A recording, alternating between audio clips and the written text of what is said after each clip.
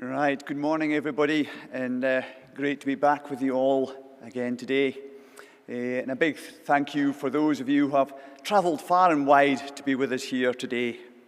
Now, I've had a few changes at PowerLink, and as we navigate through the messy middle of the transition, we felt it was good to have the operations and planning teams working really close together. So I've now got the pleasure of looking after both parts of that. So in my new role and also sitting on the AMC's reliability panel, I'm incentivized more than most to make sure we have a reliable network.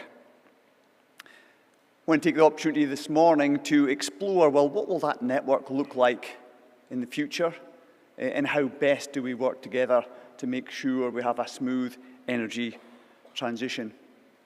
Also want a quick shout out to the PowerLink team who've helped put together this slide pack for me over the last 3 weeks, and no, they've done a cracking job. Also want to acknowledge the traditional owners on the land in which we gather and pay my respects to elders past and present. We've been looking after this land for over 65,000 years, and I'm going to be here today talking about planning the network over the next 5 and 10 years. So it really does put that 65,000 years into perspective. Now, when I look around the world and the energy systems, we are in a good place here in Queensland. We've got GOC ownership of large parts of the electricity supply chain, which allows us to do good coordination. We've got some of the youngest coal fleet in Australia, which gives us a little bit of time. We have excellent wind. We've actually got 2 geographically different wind systems here in Queensland. We've got the equatorial winds and the southern winds. And the equatorial winds are really, really good because they blow typically at night, and also importantly, they blow over winter. We've also got great solar. They don't call it the Sunshine State for nothing, which is really, really good when you have a summer peaking network. And we've also got some great pump hydro sites, and Queensland Investment Corporation are investigating 4 of them for us today. So, the power system of the future will be different from today. So we're going to jump into the DeLorean, and we're going to fast forward into the future and see how we could be operating the network. I'm keen for you to supplement and challenge our thinking. What have we got right? What have we got wrong? And more importantly, what are we missing? Keen to, and that's what the session is afterwards, is how do we share information to make sure we can make the best decisions? Hindsight is a harsh judge, and foresight is hard to find. So back in April this year, we had a large blackout in Spain. That blackout started with a trip of a large synchronous generator and escalated because of poor dynamic voltage control. So in Spain, the dynamic voltage control is provided by the large synchronous generators. The renewable generators and batteries aren't contracted to provide dynamic voltage control. And when one of the large generators providing the voltage control tripped, things then escalated and went very badly and ended up with a large-scale blackout. With some hindsight, could this have been predicted? Running a network with very limited dynamic voltage support. So in Queensland, we're better off. All the transmission-connected generators all provide dynamic voltage support, and I'm sure they will do shortly in Spain. But interesting, I'm sure they also will soon do in Germany, because Germany has a very similar setup to Spain. So I want to make sure we're working well together to make sure we have the hindsight required for a smooth energy transition. Also very cognizant of the energy trilemma, and that balance of affordability, reliability, and sustainability. Affordability is so important, but then so is reliability. And we've got to make sure we've got that balance correct.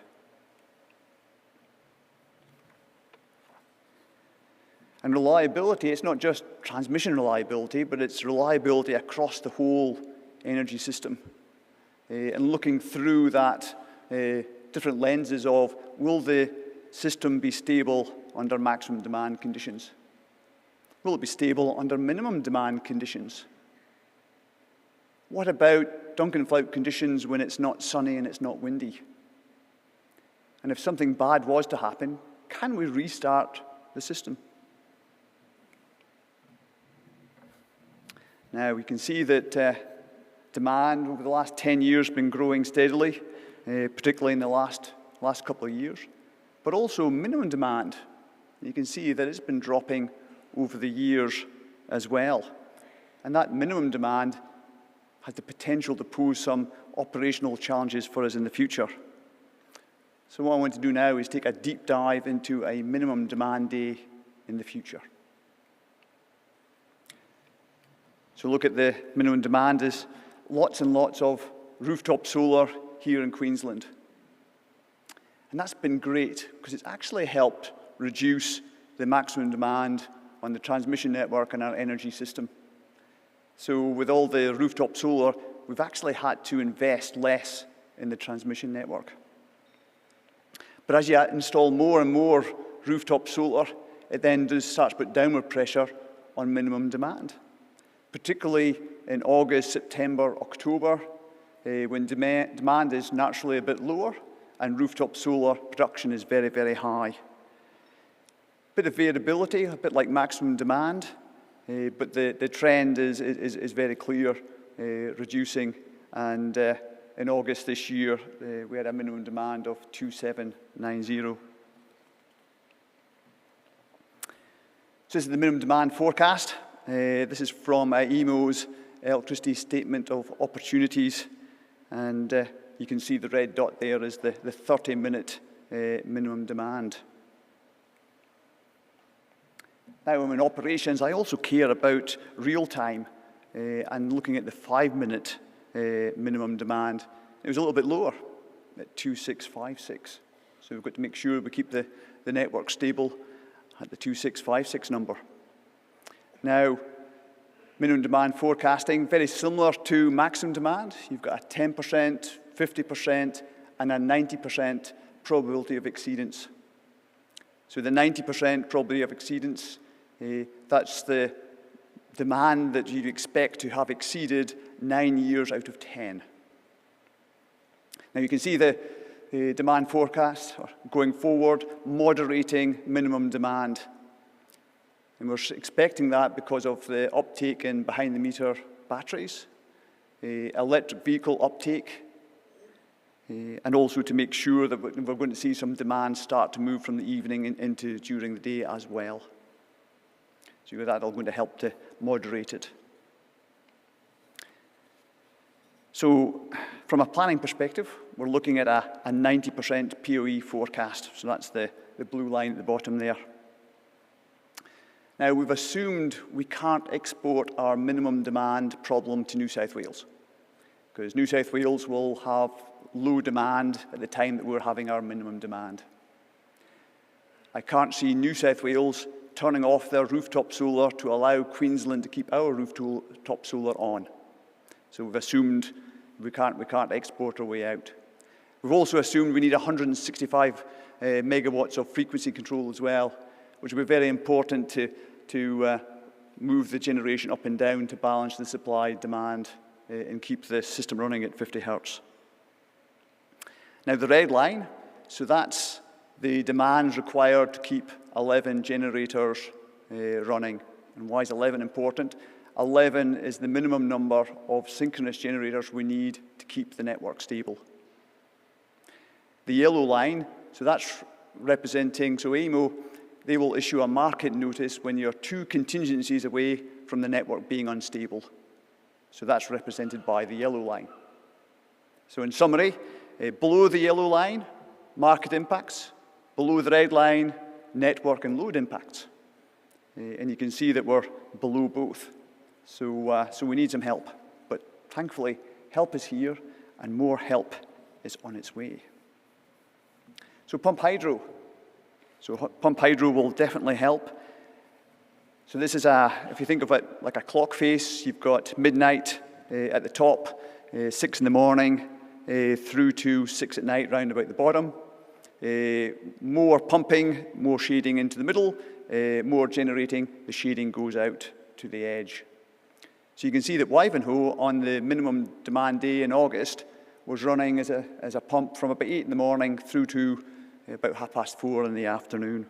And that puts load into the network. Similarly, we've got the 250 megawatt Kidston pump hydro coming online next year as well.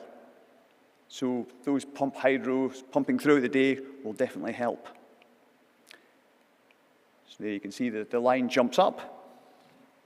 So that's very positive. Synchronous condensers will also help. I thought this audience would love a picture of a synchronous condenser. But we're busy out to tender at the moment, selecting which manufacturer to go with our synchronous condenser, so I didn't want to put the wrong picture up. So this is a photograph from my holidays in Scotland. So as the Queensland system strength provider, we've got to provide system strength in Queensland from December this year. We've got to make sure we've got the equivalent of 7 synchronous machines operating in central Queensland 24/7, 365 days a year. And you also remember that we completed our RIT-T on system strength earlier this year, which identified the need of up to 9 synchronous condensers by June 2034. So having checked with the market, we're now going to install 4 synchronous condensers in central Queensland. So that will allow us to reuse less generation online. But we're looking at staging that rollout of synchronous condensers, so we haven't put in 9. Really looking forward to the market, stepping forward with a gas turbine, with a clutch, or working out how do we use the fault level from grid-forming batteries to provide that system strength that we require. A synchronous condenser installed there's no change out of about 200 million. So we don't want to build any more synchronous condensers than we necessarily need to. So with 4 synchronous condensers, the yellow and the red lines come down a bit. So it's starting to look a little bit better. Now batteries will also help. So we had about 700 megawatts of batteries operating at the August minimum demand day. You can see that they were charging typically in the morning, and were fully charged by about 2 o'clock in the afternoon, because we've only got about 700 megawatts in 2-hour batteries. But more is on the way. So this is a chart of the batteries that we're currently connecting. So yes, there are a few which have reached financial close and signed up their 534A letters, but there's a number which we're working with just to connect, going through the process. So within about 12 to 18 months, we're going to have 4 gigawatts, about 10 gigawatt hours of batteries connected in the network. Interestingly enough, 3,000 megawatts of those batteries will be grid forming, and we can use them for other services to help support the energy transition. And we're working closely with AMO and the battery manufacturers to see how do we leverage those opportunities, and Jackie will talk a bit more about that this afternoon. So when you add in 4 gigawatts of batteries, all of a sudden you get the green line. So we have a potential way forward. Pump hydro, synchronous condensers, and orchestrated batteries, we can keep them just above the yellow line. Now, it will be tight, and we have more work to do. We've got to continue to refine our minimum demand forecasts. It turns out that forecasting minimum demand is even harder than forecasting maximum demand. We've got to work out how do we orchestrate the batteries to make sure that they can charge uniformly during the day. Do we rely on the market, or are there times when we've actually got to then orchestrate and take control? How do we do that in a way that we can have the batteries provide the frequency response? at the same time as they're charging. So we're going to have to continue to monitor this very, very closely, and we'll need your help to test some of our assumptions. Inertia. So inertia relates to the energy that's stored in the shafts of the rotating synchronous generators. So it helps keep the frequency of the energy system at 50 hertz, because those generators are hard to speed up and hard to slow down. That's the inertia there. So with less synchronous generators going to be operating on a minimum demand day in the future, do we need an inertia market? Will we have enough? So this graph is from AEMO's inertia report, and it shows that we need 14,750 megawatt seconds of inertia in Queensland to keep the network stable. However, if we have 165 megawatts of 1 second frequency response, we need a little bit less inertia. And the frequency response allows to manage that supply-demand balance on a 1 second basis. So that if you've got that happening, you need a little bit less inertia in the network. So that drops it down to 13,700 megawatts. But it gets better. So batteries are great at providing fast frequency response. So that's the x-axis there, the FFR, the fast frequency response. So you need even less inertia if you've got fast frequency response. And instead of waiting for 1 second to catch the frequency, a battery can catch that frequency in milliseconds. So that reduces the inertia that you require quite a bit. So that drops it down to 9,500 megawatt seconds. And with 4,000 megawatts of batteries coming online, I'm sure AEMO will be able to procure the 600 or more than 600 megawatts of fast frequency response in a cost-effective manner. So what about inertia on a minimum demand day with your cool units? So a cool unit provides about between 1,000 and 1,700 megawatt seconds of inertia. And we've specified our synchronous condensers to have roughly the same. A gas turbine with a clutch doesn't quite provide as much. They're typically around about 250 megawatt seconds of inertia. So when, on a minimum demand day, you've got 6 cool units, 1 gas turbine with a clutch, and 4 synchronous condensers, you end up with 12,000 megawatt seconds of inertia.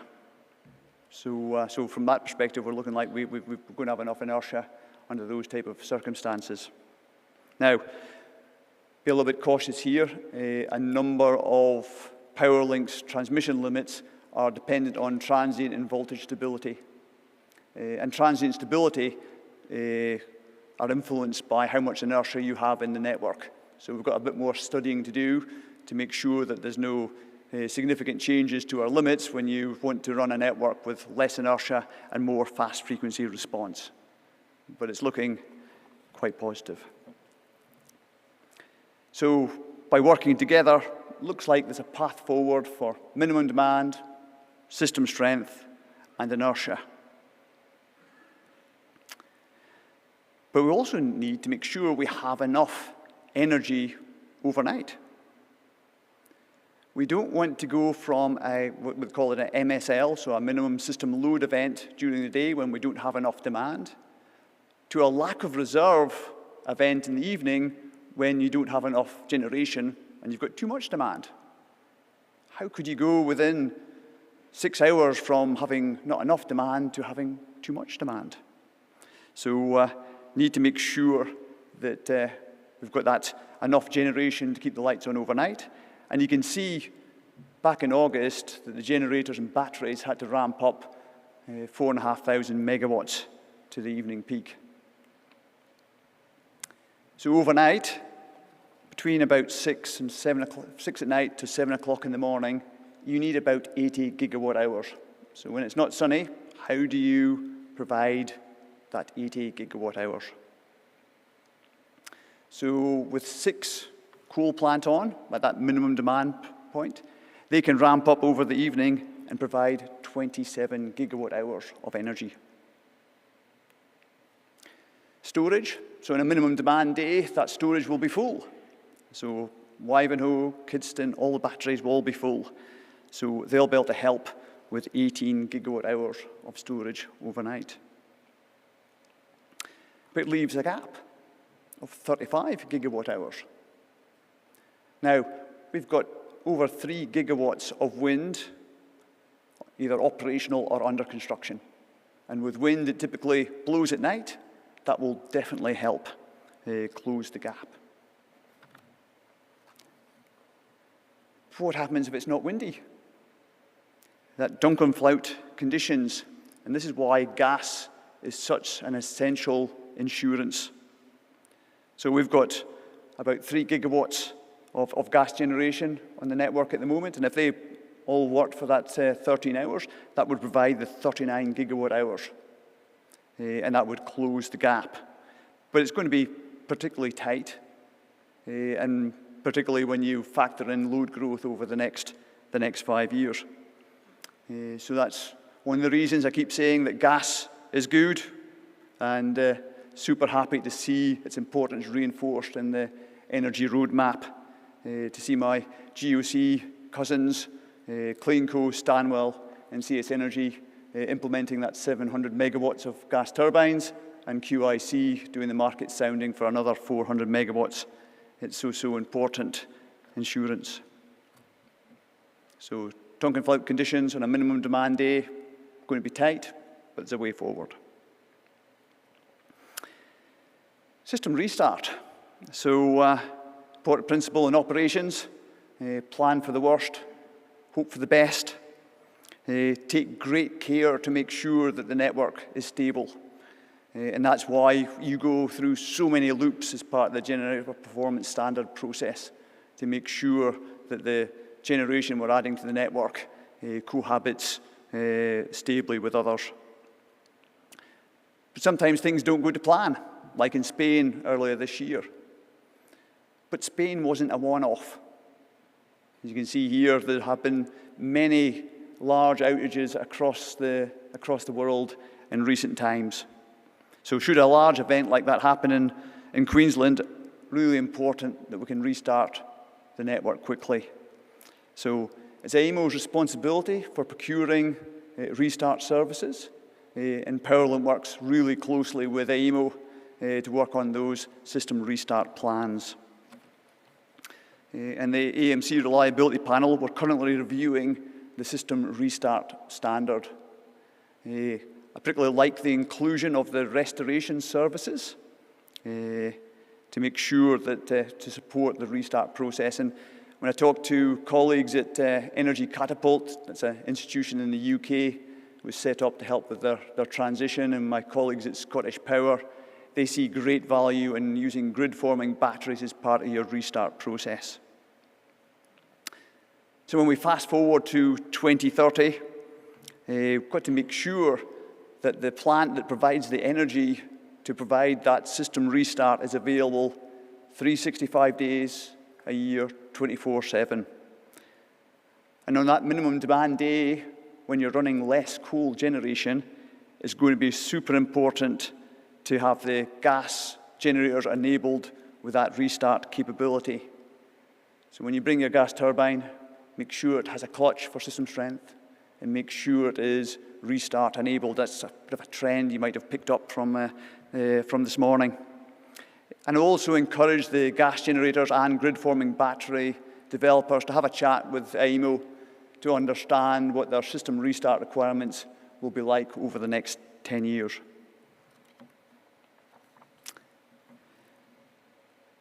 In my new role, I'm also thinking about how do I get planned outages on the network.